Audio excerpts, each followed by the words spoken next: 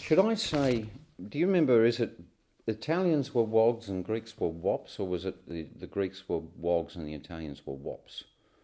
I don't think you should say either. No, you're probably right. It's a bit like frogs and fosts. Hello and welcome to this very important episode of Speak Liberal to Me. I'm Neil Pickett. Thanks for joining me. Well, unless you've been hiding under a bush or enjoying warmer weather on a trade trip to Venice, you'll know that the Australian's Bill Leak recently drew a cartoon highlighting the very real plight of some of the children in our country.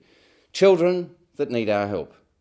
Instead of being applauded for bringing this sad and tragic issue to the attention of society, cowards and hypocrites are using government power to destroy a nice man trying to tell you the truth. I think it's a situation that demands some plain speaking. Speak Liberal to Me style. Now, I'm personally not a fan of Leak's cartoons. I think the lines are too thick, the colours are often too bright, and there are oversights in terms of detail. For example, in this particular cartoon, the father appears to be holding a can of VB, and we all know that Territorians prefer XXXX. Also, the policeman holding the child by the neck is alone, and this is procedurally incorrect, but his message was clear. This particular little black kitty, where are his parents? What an important question, and the answer? On walkabout.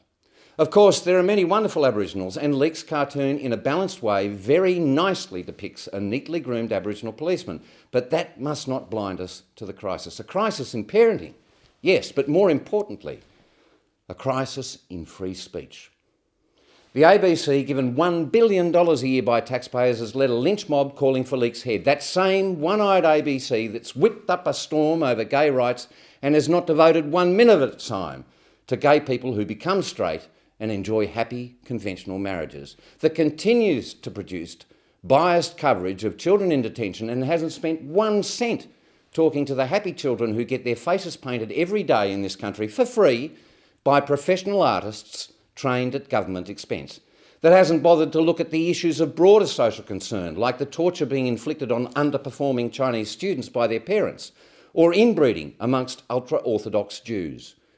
And one of the organs of state oppression, the Human Rights Commission, has joined in on the act as the hanging judge. An organisation headed up by a former Labor staffer. This is so sinister, it's so clear, and it should make all of us very, very cross.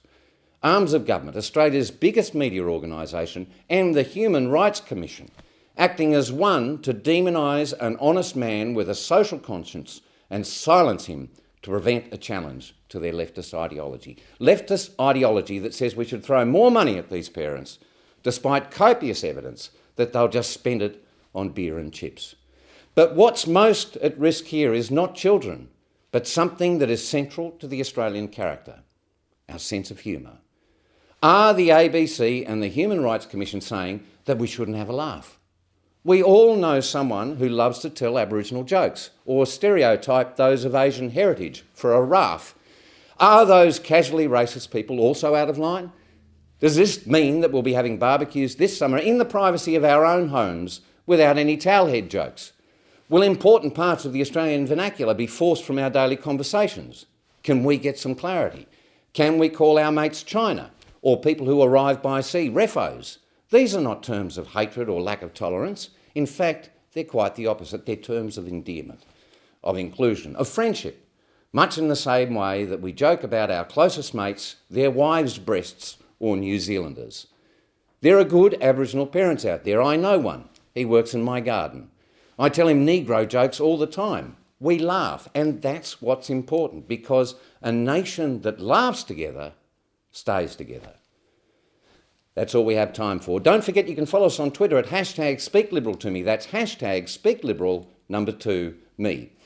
Join me next time when we'll look at the truth behind climate change and how Australian coal is lifting people out of poverty overseas and saving lives at home.